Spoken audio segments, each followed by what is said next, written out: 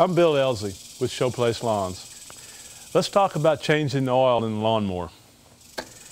Best thing to do, first of all, always when you're working on any equipment, is to take the plug wire off. Don't want that thing going off on you while you got your hands in the wrong spot.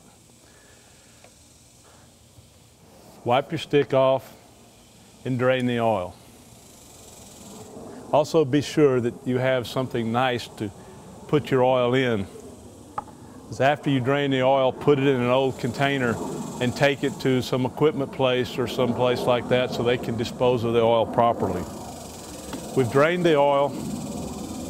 Now we're going to add the oil to the machine.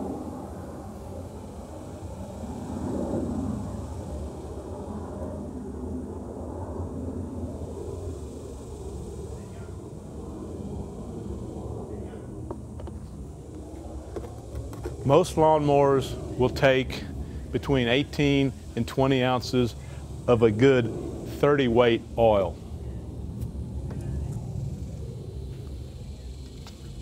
Put your cap back on it, your oil is changed.